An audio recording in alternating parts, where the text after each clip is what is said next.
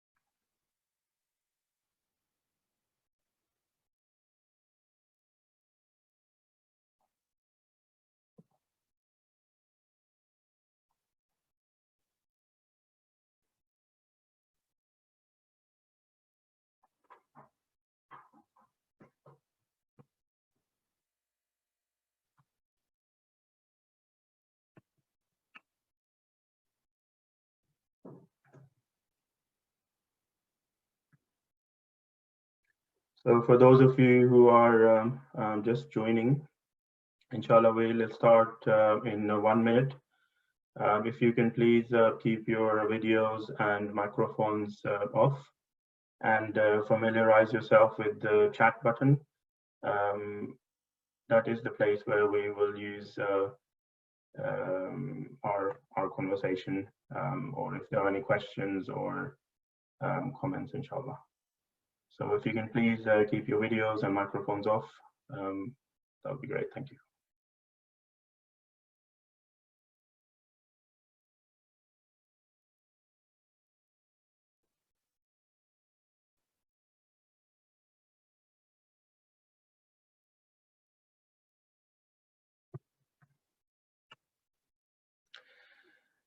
Okay, Bismillah ar-Rahman ar-Rahim.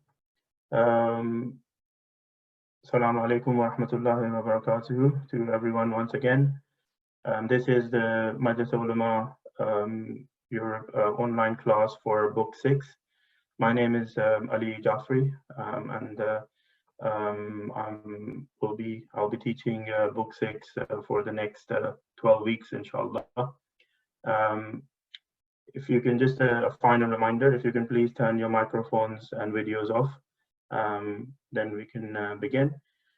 Also, I'd request if you have a notebook available for this session, and if you can dedicate it for this these classes, then inshallah we will have a lot of content in here in your notebooks that you can refer to later on as well.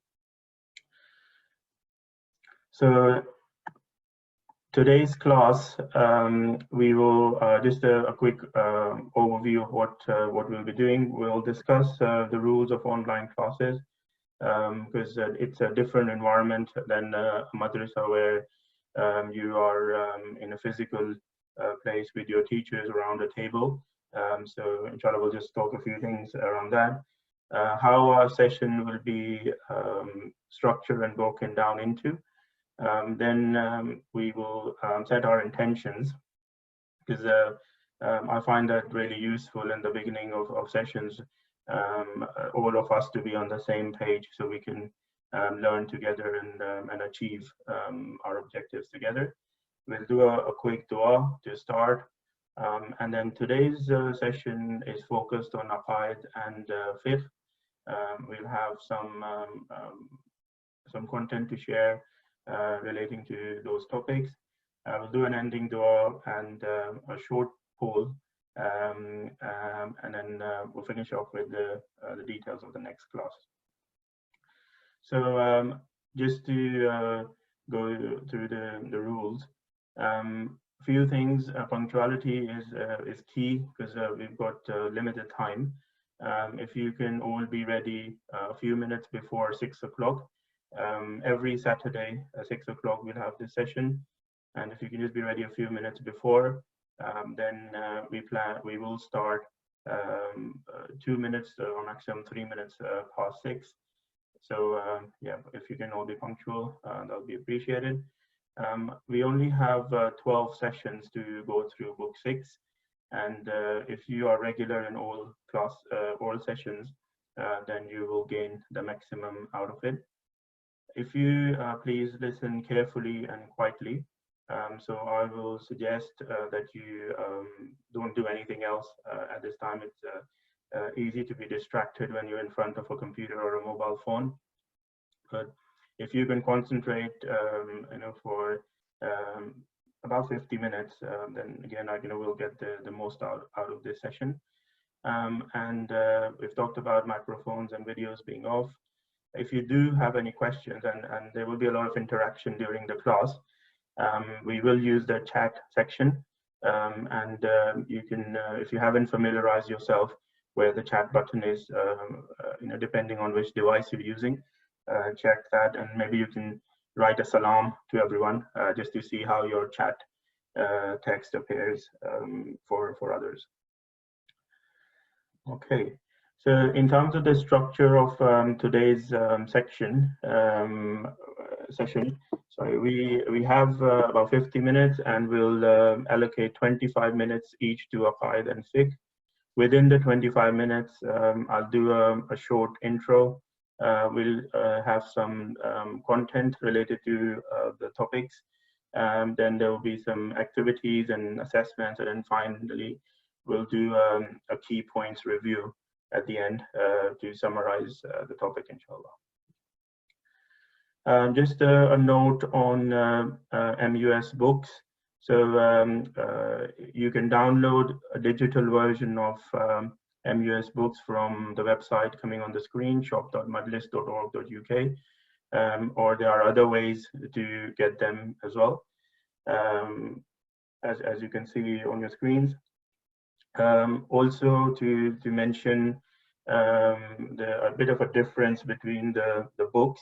So the previous edition had AQAID and Fiqh combined as Fiqh. So if you have the older printed books or the older digital version, then you might see Fiqh only. It has AQAID inside it, but it's just not separated in the previous versions. The new versions have AQAID, Fiqh, Akhlaq, and History, and you can see a picture of the new version format on this screen. So we will be focusing on book 6, and I thought it would be a good idea to give you a snapshot of the books. We have people joining in from different parts of the world, different age groups, different levels of knowledge. So as a recap, Majlis Ulama have got 7 books, and you can see the covers of them. We will be talking about book 6 today, and today's session is a recap of all the previous books, so 1 to 5. This is especially for those who are not familiar with the Majlis Ulama curriculum, so they'll have an understanding of what has been covered previously, and then we'll focus on the topics in book 6. And then inshallah you can join in a book 7 lesson as well once you have completed this book 6. For also information, we have all these books. The classes are running every day of the week, and you can see information on Majlis's website and the WhatsApp groups. So shop.majlis.org.uk is the link. Inshallah, someone has asked on chat. So let's start. Bismillah ar-Rahman ar-Rahim. I want to set the right intention for today's class, and Inshallah, some of these things you can apply in your daily life too. That anything that that you're about to perform, you could be about to have lunch, you'll be about to go out with your friends, you'll be about to watch a TV program or attend this class, or any action that you're doing can be done in two ways. One is with an intention, and one is without an intention. So as a very basic example, you have £5 to donate, and someone comes in, you just say, oh, this person is asking for money. Here I have £5 in my pocket. Just take it out and give it to them. That's also a donation. And consider another example where we hire a professional cleaner to come into a masjid and clean the masjid from inside. He comes in, he spends all day, very hard work, and get the masjid shiny at the end and leaves. So in these circumstances, in these two situations, they both have done a good job, but in their minds, they didn't have the correct intention. So when you are giving charity, if you just stop for 1 second and have this in your mind that I'm giving charity because my religion has convinced me to do this good act.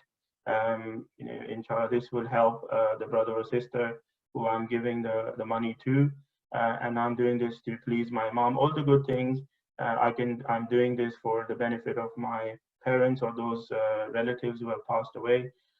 So you can make a lot of du'as and intention in your mind. It could be a simple one, or as long as you want to take. But then that act converts into an act of worship or a good deed, the one that is worthy of being recorded by Allah. And obviously, there's a lot of good deeds and bad deeds that will accumulate on the day of Qiyamah and will be judged then. So just to set an intention for today's class, I have a few options, but I'd like to hear from you as well. If someone can tell me, why are you attending this class? We can use the chat window for this. And if it is true, then you can use one of my suggestions as well that will come up on the screen. So you have taken time out on a Saturday and probably be planning about it as well before in the week. And it'd be good to have the right understanding. Yes, good suggestions from Hassan to increase my knowledge about Islam, to get more knowledge. Kashif Shah is saying to gain more knowledge. Shabir is saying I'm here to better myself. Aliza Sayyida is saying to be a better Muslim. Afaf Raza is saying to have more knowledge, to be closer to Allah. And please be honest about it. It may be that you were just put into this class, or you had nothing else to do.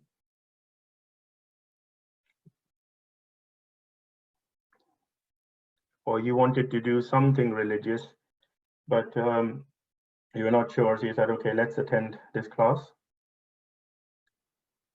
MashaAllah, so all the intentions that are coming are right, and I'm very pleased that I'll just summarize this into the intention that I wrote. So really summarizing what all of you have said, and let's all make this intention as people attending this class and me as teaching this class. My intention is I want to learn to follow my religion properly, become a better person, and support my Imam. Please try and add the support of your Imam to every action that you do, because inshallah in the coming lessons we will discuss how all of our actions should be related to Imam Zaman Ajjallahu Ta'ala Sharif, inshallah. So now that our intention is clear and we're all on the same page, inshallah, let's start the lesson with a dua. Um, and this is a dua from the Quran. Bismillah ar-Rahman ar-Rahim. Rabbi zidni ilma. My Lord, increase me in knowledge. We pray to Allah subhanahu wa ta'ala that through this session and also other sources of knowledge, whether it's listening to a majlis, a lecture, reading a book, doing an educational activity, going to school, or understanding good things or listening to good things from your elders, my Lord, increase me in knowledge. Ameen. Okay, as I said, this session is a recap of book 1 to 5. We've got some more answers. Inshallah, I'll read some last. Mustafa Rizvi said, to become more religious. Fatma Zadia said, make Allah happy. And T. Basula said, to get closer to Imam. As we summarized our intention, Alhamdulillah, we are all in the right place and with the right intention. So we are going to recap book 1 to 5. Book 1 is obviously for the younger kids, teaching the basic concept in a fun learning way, and then gradually the topics increase in depth, and book 6 is towards the end of the curriculum. Book 7, you've almost finished the madrasa curriculum. So I wanted to summarize AQAID and Fiqh in today's class as in general, and in the next classes we'll talk about each part of AQAID and Fiqh, the ones selected ones, and talk about them in detail. So AQAID, the English translation of that is creed. And the meaning of AQAID, which is from a word aqidah, is that you are certain about. So it's not a pure Islamic term, but it's an Arabic term which is used in Islam. So when we will talk about AQAID, we will be talking about Islamic AQAID. And Islamic AQAID will mean certain things in Islam that we'll be sure about, we'll have a very good understanding of, and we have a very solid belief on that. So Islam has some fundamental beliefs, and we'll go through those beliefs in a minute. But those fundamental beliefs are meant to be engraved in your minds, because every action, every discussion, everything that you think must be in accordance with those beliefs. Otherwise, you may think that you are talking about Islam or acting as a Muslim, but you may not be. So, as I said, the AQAID, because they're engraved in your mind, you must accept them with your hearts and minds. And there's a difference in accepting something with hearts and mind.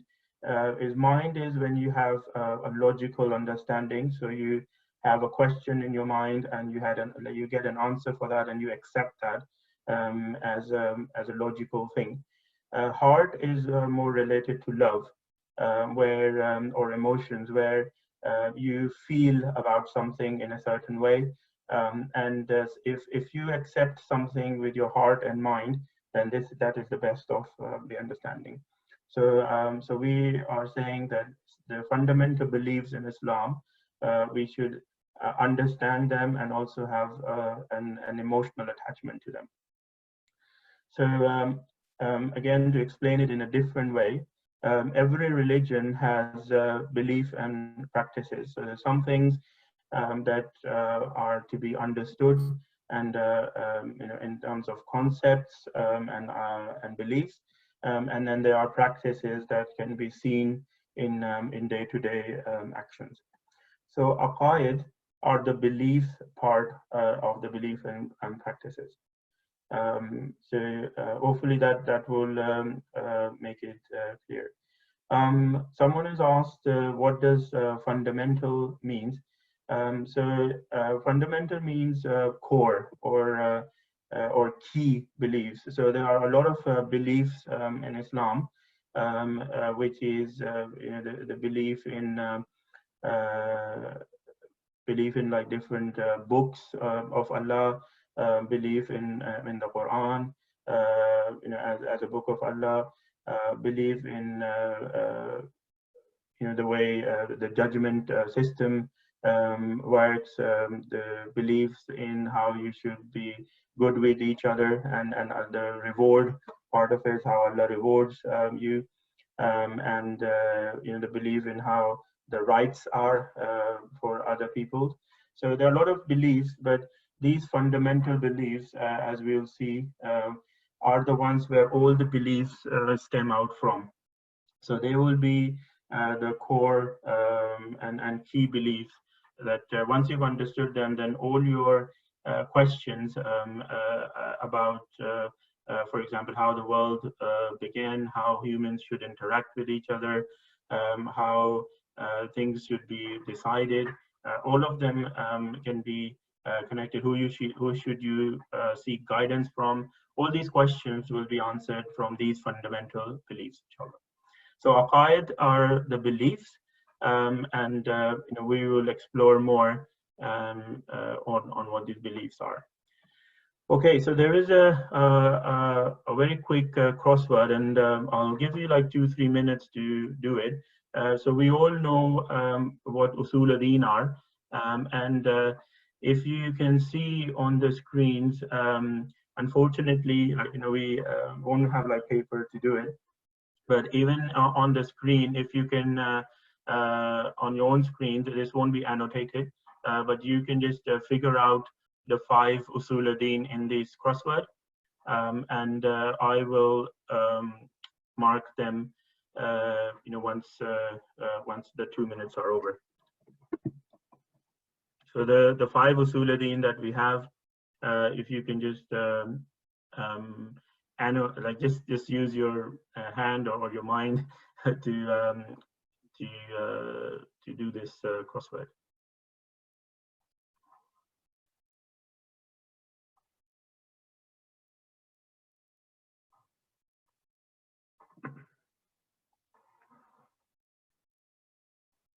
Just as a reminder, so we're talking about the 5 Usool-e-Deens, and I won't name them because I want you to remember those 5. Hopefully all of you remember. Yeah, someone's asking if you will be writing answers in the chat. Yes, inshallah, when I'll ask questions and you'll put answers in. We have different age and abilities, so I can see some of you have done it very quickly, but I will give 1 more minute to finish.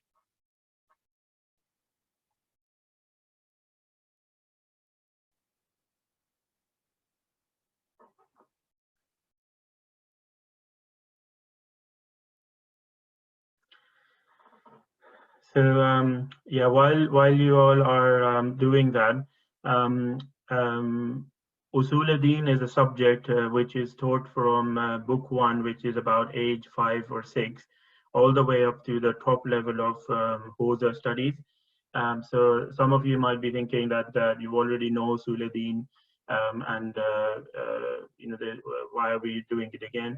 But every time you hear Usool-e-Deen from a different teacher, you find new meanings out of it.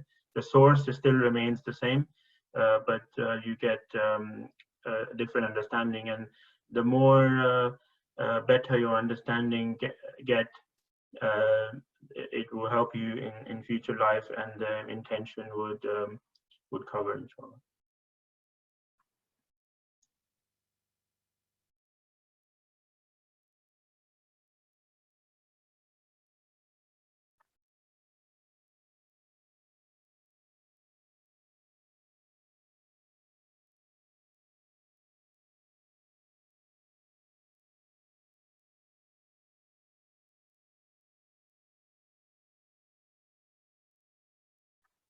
Okay, maybe can someone tell me? Sorry, it has to be done online in this way, but which line or where is Adala, for example?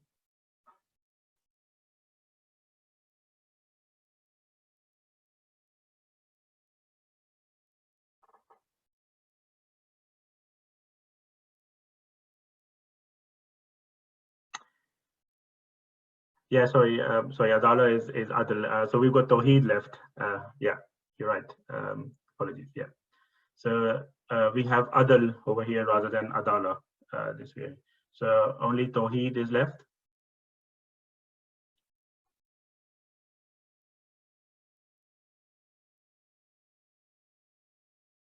Yeah, it's not Adala, it's Adl. So ADL, and that's over here.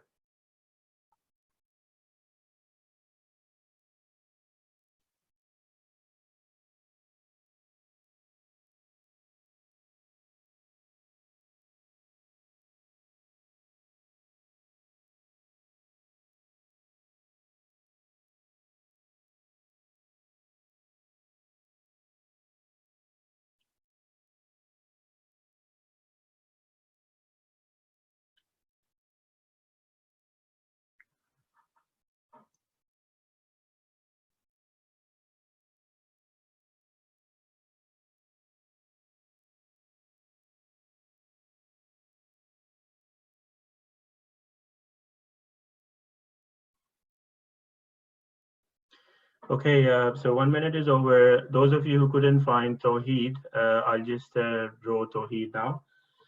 So that was the crossword. Hopefully all of you got it. And yeah, we will move on. So the 5 Usool-e-Deen that we will be talking about in this session as a summary only are the 5 ones that we just used in the crossword. It's Tawheed, Adl, Nabuwat, Imamat, and Qiyamat. There are so Adl is sometimes called Adala as well, but in this crossword it was called as Adl. Okay. Thank you, everyone. So T. Batul has just asked about Adala. As I said, it's Adal, and ADL is starting from the last line there, inshallah. Okay, so let me just clear the annotation. So let's go to the Usool-e-Deen, and I'm sure you all would know this coming onto this part because this is taught in all the books. But as a recap of the concept and for our new brothers and sisters, inshallah, Usool-e-Deen are most commonly called the roots of religion, and I call them the 5 fundamental beliefs as well. The first belief, which is Tawheed, is that Allah is one. And later on, as you progress in this session, you will see that all the other beliefs come out of Tawheed, because the whole world or the whole system started with Allah. And Allah is the one who gave us the concept of Adala, then the concept of Nabuwat, Imamat, and Qiyamat. So if Tawheed is understood properly, then you'll be able to understand the other branches of Tawheed as well. But because all of the beliefs have their own importance, they are discussed as 5 separate beliefs. But essentially, Tawheed means that Allah is one, and everything begins from Allah, or Allah is a manifestation of everything. Secondly, when we talk about Adl, then Adl means Allah is just. And these Usool-e-Deen are later on to be applied in your lives as well. So as we mentioned, that these are beliefs or AQAID, and you have to accept them with your hearts and minds. Once you have it in your mind and heart that Allah is one, and He is our creator, and He is where everything starts from, then you will have it in your mind that whatever work that you do or whatever thing that you come across, or if there is a new concept, you will always try and link it to Allah. And it's a very easy activity, which I sometimes explain to my students, that you can just pick up anything that is around you. Let's say, like, I have a table which my laptop is sitting on. The table is made of wood. Wood is made of trees, and trees are grown on land using a seed, and that seed is, without Allah's will, that seed doesn't change into a tree, and then all the way up to when you get something. So everything that you see in this world can be linked back to Allah, which shows the Tawheed and the oneness. Adl is the justice of Allah, and this shows the system that Allah has created. Everything, it has its own capacity, its own way of working, and if that system has any issue with it, then everything gets impacted. And for example, the solar system, or the way our body is made of, and the different parts of the body, the way nature is, the way the whole food system, the ecosystem with the animals, and so all things have been done in a systematic way, and they all follow their own systems, and hence they continue to work until Allah wants it to. Nabuwat is Allah sent representatives. So Allah wanted to be found by people, and know the system, and explain what Allah wants them to do in the form of religion. So Allah sends representatives in the form of nabis or prophets, and that is a whole concept that you would have studied, how starting from Prophet Adam alayhi salam all the way up to Prophet Muhammad sallallahu alaihi wasallam. The 124,000 prophets came in their own times and explained Allah's religion to people and get them to follow. So so that is another belief that we have to have in mind, that Allah doesn't talk to the people directly, and He has sent representatives to explain the religion. Imamat is the concept after Nabuwat. So once Allah sends the final prophet, all the commandments, or all the principles of the religion have been set. And then after the last prophet, there was a need to guard the principles of religion, and hence Allah sent imams, starting from Imam Ali all the way up to Imam Mahdi ajjallahu ta'ala. And so we can say that to this day and age, this is our belief, that there is an imam present who is the guardian of religion. So this is a quick recap of Usool-e-Deen. As I said, you would have heard in different ways how Usool-e-Deen are explained. But if you do it in an Allah-centric way, then you'll see how Allah is linked, and how Tawheed is linked to all those Usool-e-Deen. Finally, Qayamat is also an interesting fundamental belief, and that we have to have accept, that Allah hasn't done all this for no reason.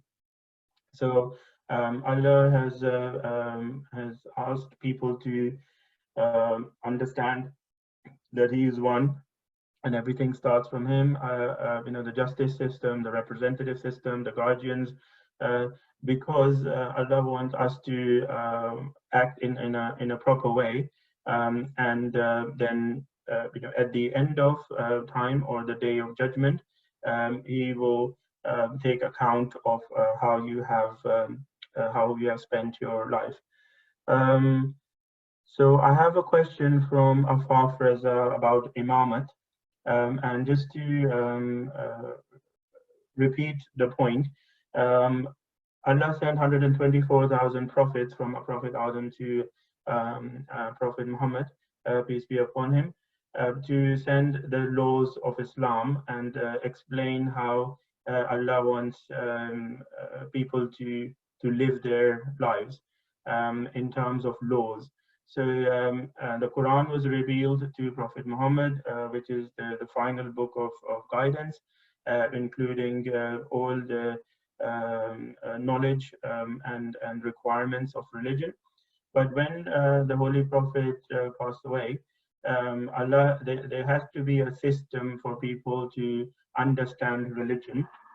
And even though there will be no changes in religion or no new laws coming in, and that's where Allah started with, Allah appointed via the Prophet Imam Ali alayhi salam, to guard the religion and help and guide people to understand religion, all the way up to the 12th Imam, who is still available in occultation. But one of his jobs is to guard the religion as well. And inshallah, when he reappears, he will show and practice the real religion of Islam, inshallah. Okay, as this is a recap, for those of you who haven't gone through book 1 and 5, or those who have gone through, there are some other topics, and I just wanted to quickly explain those other topics. So book 1 to 5 talks about different parts of different Usool-e-Deen in detail. So every book has one Usool-e-Deen or two Usool-e-Deens that it explains in different ways. But apart from those, there are some other fundamental things as well, not concepts, things that we need to be aware of in terms of topics and Islamic knowledge. The kalma is an important part. The 99 names of Allah, which shows different characteristics. As a reminder, again, the Allah's names are not limited to 99. These 99 are the ones that are more common that we're aware of, and each name, like Al-Khaliq, Al-Bari, Al-Musawwir, Al-Jabbar, Ar-Rahman, Ar-Rahim, all these names are manifestations of Allah, and also the characteristics that He, some of the characteristics that He wants humans or people to adopt. We in book between book 1 and 5, we had a discussion on the Quran and as a source of enlightenment and a source of historical knowledge, a source of commandments, a source of akhlaq topics, and also strengthening the Usool-e-Deen. So all source of knowledge comes from the Quran. Then we have I can see there is a little chat going on. If I request all the students to please use the chat function only when you're asked for an answer, or if you have a question. If the question is coming up in the later topics, then I'll carry on. But if it's something new, then inshallah I'll answer the question. So thank you very much, everyone, to abide with that instruction. Thank you. So the leadership topic stems from the Nabuwat and Imamat part. There's always a need of people, some people within within humanity to rise up and learn and guide the other people, and also our living Imam. There's discussion from book 1 to 5 on that. Okay, and then we talked about Qiyamah at the end of time. So I just like all of you to do a little self-assessment, again, because we are in an online environment. For today's class, we'll restrict it to self-assessment. If you, wherever you are, hopefully you'll be inside the house. If you look outside your window, if there is a near window, and if you have to walk for a bit to just find that window, then just go outside and if it's in your room, then it's good. But if not, then you can walk to a window and find something that is purely created by nature. So you'll see a lot of different things out of your window, something that no man was involved in it directly. It was you'll find a lot of things which are man-made, which is started by nature, but something where no man is involved, and just created by nature, and then try and link it to a fundamental Islamic belief or an Usool-e-Deen. So whatever you find, if you can write in your chat, like someone wrote sky. So tell me how sky is linked, or which Usool-e-Deen is linked with sky. And then after that, I'll show you an example.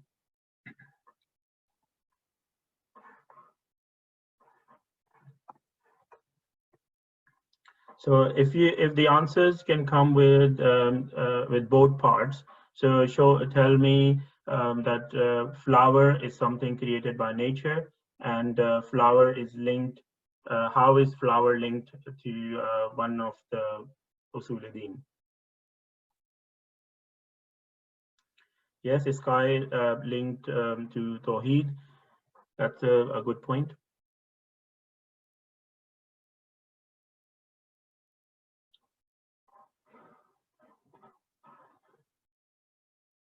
And if you can also, if you can just briefly explain how you think plants are linked to Tawheed. Because Tawheed, we said like everything belongs to Allah. Allah is one. Everything starts from Allah. Everything is a manifestation of Allah.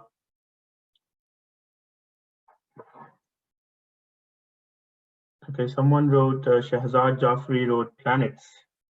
I'm not sure how you can see planets out from your window, unless you are in a spaceship.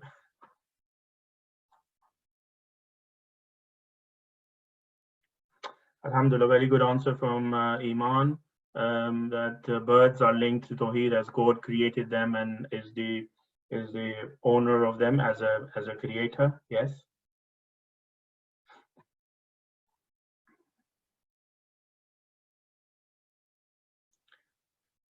Okay, an answer from Daniel that he can see stars, which means that it's probably night in where he is.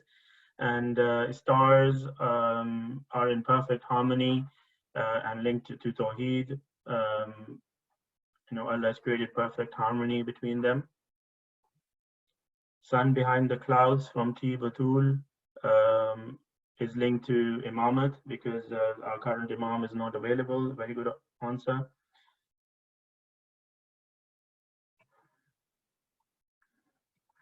Okay, yeah, so that's a good understanding, and as you can see that whatever is obviously we can link everything back to Allah as its creator with man's involvement, but this assessment was specifically for nature. So people identified all the things that were created by nature, and how they are linked to Usool-e-Deen.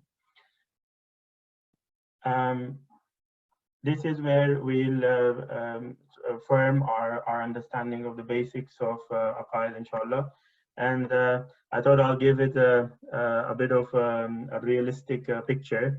So this is the view outside my window, and I can only see a bit of some trees as well, and sky. I was thinking about it, and I tried connecting this to most of the Usool-e-Deen. So Tawheed as Allah, Allah is the creator. Nabuwat, as there are a lot of hadiths about trees and the skies from the Prophet explaining the roots inside them, the fruits and benefits that we get out of from trees. Imamat, as someone explained that our Imam is there, but we can't see them. the living Imam, but all the other Imams explained those hadiths further and told us even more benefits of these things. And then Qayamat, as soon as I saw outside, I thought that all these things exist, but at the end of time, there will be nothing over there, because everything will return to their Lord, and all the living things, who had intellect, will be accountable in front of Allah.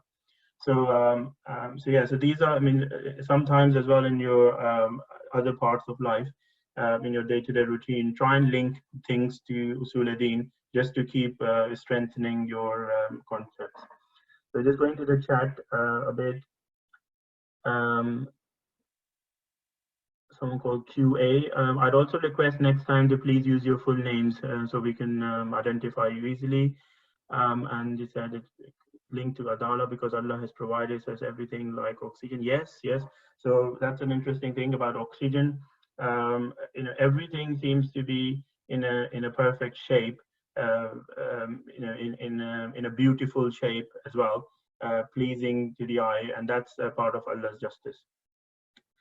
Okay, we're going to make a move now. So just to recap AQAID, these are the 5 key points, and you can either make a note of these in your notebooks, as hopefully you'll be making some notes earlier. AQAID are Usool-e-Deen, or Islamic beliefs, which are 5, as we discussed. A Muslim must have full understanding of these Islamic beliefs, and that's something you have gone through in book 1 to 5. Book 6 will discuss this further, and then book 7 will inshallah discuss it even further. Tawheed, as we discussed, is the most important part of the Islamic belief. And one important thing is that Usool-e-Deen don't change. So these 5 things have existed from day one. And these are, as we said, like fundamental principles of beliefs. Belief system usually don't change, because then everything connected to the belief will change. They can be explained in a different way, but they don't change. And the source of all knowledge is the Holy Quran and the Ahl Bayt. So that finishes the first part of this session, and we are now going to move to fiqh, which is also called jurisprudence. Got another answer from Zan Zedi. The day and night cycle, if there were 2 Allahs, there would be a lot of chaos. Yes, so that explains Tawheed as well, that everything is in a system, and it can be linked to Adalat as well. Okay, so fiqh, which is the second part of the religion from Islamic belief and practices perspective. The actual meaning of fiqh is deeper understanding. So again, it's an Arabic term, which means deeper understanding, and this is really in terms of Islamic context, we'll be talking about Islamic fiqh. To do things properly, we need some guides and laws, and that is where fiqh comes in. Islamic law is called fiqh, so you can call it Islamic fiqh or Islamic law. And as we've been discussing, every religion has beliefs and practices, and fiqh is how to practice your belief. So it's not the practice itself. We'll talk about the practices or the actions, but fiqh is how you're meant to practice your beliefs and your actions. So let's do a quick activity. I'm just conscious of time because of a few questions. So I will put a question forward, and if you can just answer in the chat, and then we'll move on. So what is wajib to perform every day? Good answer, right answers. What is wajib in for a whole month, in 1 month of the Islamic calendar? Good. What is wajib once in a lifetime if you have enough money? Right answers. What is wajib to give in charity? Again, the discussion of zakat will come in, and how zakat is different from other charity. Good. Yeah. If you, when you write your answers, if you just put in the number as well, so clear. So if you write in number 5 and Homs, then that'd be good. What state should you always be in? Number 6. Someone wrote wuzu. That is an answer. It's a very recommended way, recommended thing to be in.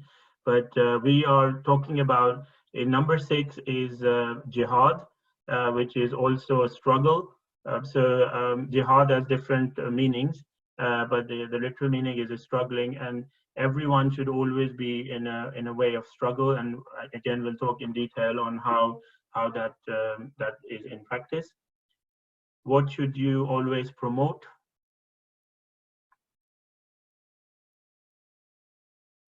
Number 7.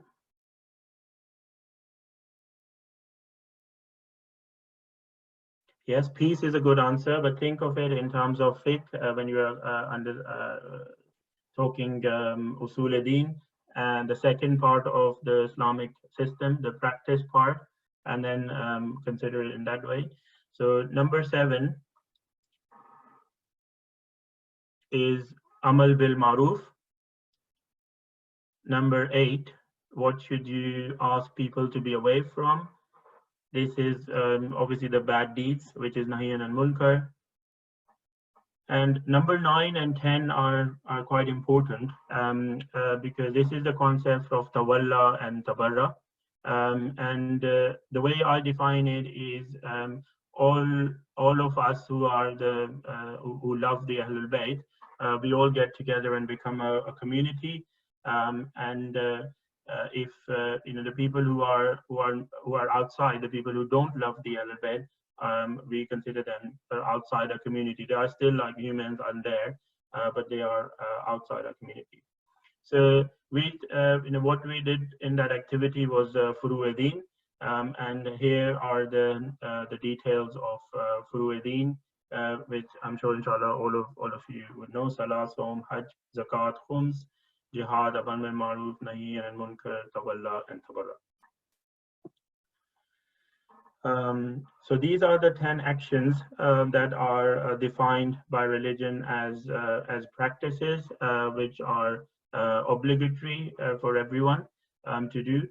There are lots of other practices in religion or your daily transactions, like you do business with other people, you have rights on other people, and lots of other actions that you do. Those are recommended and highly rewarded good deeds. But Furu-e-Deen, the 10 main actions of our religion are these 10. Again, there were some other topics that were discussed in book 1 to 5. One of them is fiqh vocabulary, which you would have studied in terms of wajib and makruh and haram and halal. Those terminologies, the different types of salah, the wajib salahs, the mustahab salahs, Eid prayers, and the parts of salah like the sajda and ruku and sujood, and ghusl, wudu, tayammum, you would have done. Some of them we will pick up and we will discuss in detail. And then there was also discussions on taqleed and hijab. So out of these, I've just picked up 2 topics from book 1 to 5 that I think would need a little bit of more understanding. And the class will finish at 7 p.m. So we have about 6 minutes, and this is the last section, inshallah. So those of you who are on book 6 at this level would, inshallah, our sisters who have passed the age of 9 in their Islamic birthday, and the boys who have passed the age of 14 are alhamdulillah baligh now, and these actions are wajib and obligatory on them. And one of the actions, not part of Furu-e-Deen, but heavily linked to Furu-e-Deen, is taqleed. Everyone who is a Muslim is required to either gain a lot of knowledge or follow someone. A few people gain enough knowledge, but most of the people follow. our job is to find the most knowledgeable person in the world, which is quite easily known. People are kind of aware of our ulama, who are the most knowledgeable, and then we have to do taqleed of them. Once we have associated ourselves with a marja or an ayatullah who is available for taqleed, we need to get access to the rulings which are available on their website, and also find a way to contact them. And most of the cities have a representative of the marja to contact them and find out their answers for the questions. The other topic is hijab, and just to be on the same page, hijab we'll be talking about in terms of modesty, and it has different ways of explaining. So clothing is one type of hijab, where loose clothing and something that doesn't reveal the body shape, both for men and women, is hijab. Your appearance, it counts as a modest thing. So, for example, having a beard and is considered good, or ladies or sisters wearing a scarf or a abaya. But on the other hand, if you have colored your head as like pink, that's not a good way of representing Muslims, and won't be in accordance with hijab principles. Also, lowering your gaze, is part of hijab, where you're not looking at unnecessary things and people, and especially the opposite gender, and reducing unnecessary attraction is also hijab. So don't act in a way where other people can get attracted to you for no reason.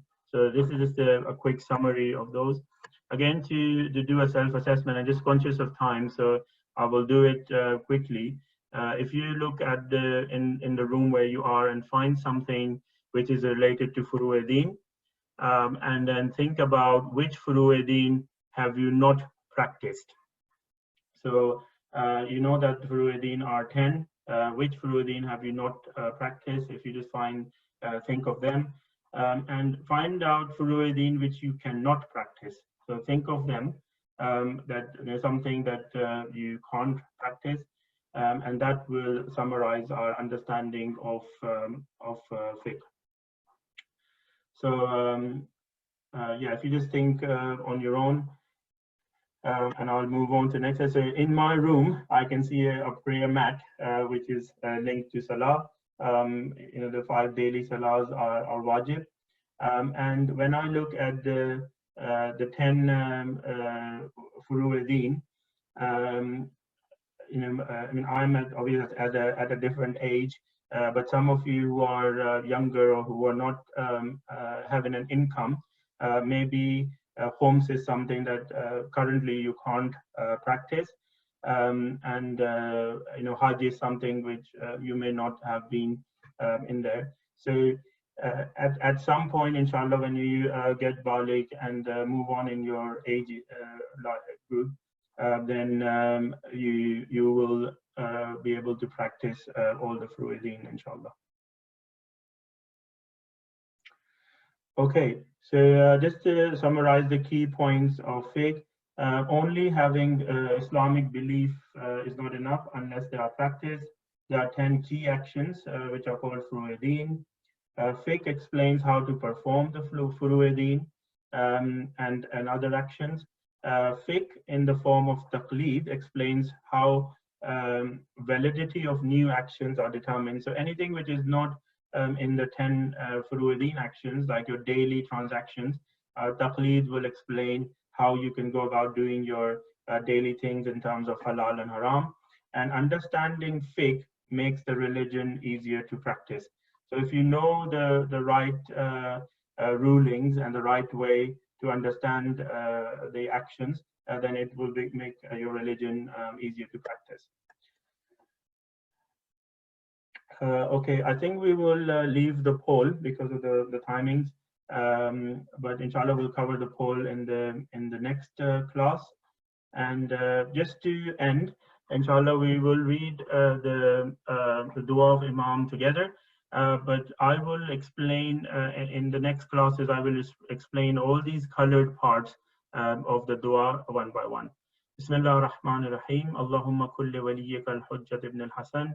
صلواتك عليه وعلى آبائه في هذه الساعة وفي كل ساعة وليا وحافظا وقائدا وناصرا ودليلا وعينا حتى تسكنه أرضك طوعا وتمتعه فيها طويلا برحمتك يا أرحم الراحمين. Inshallah, we'll read the translation and the meanings in the next class. Just again, as a reminder, the next class is on Saturday, 25th April.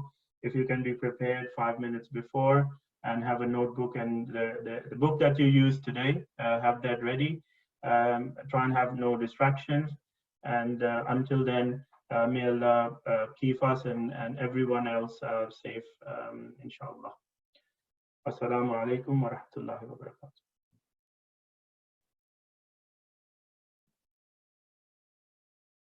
Thank you, everyone, for your participation and involvement as well.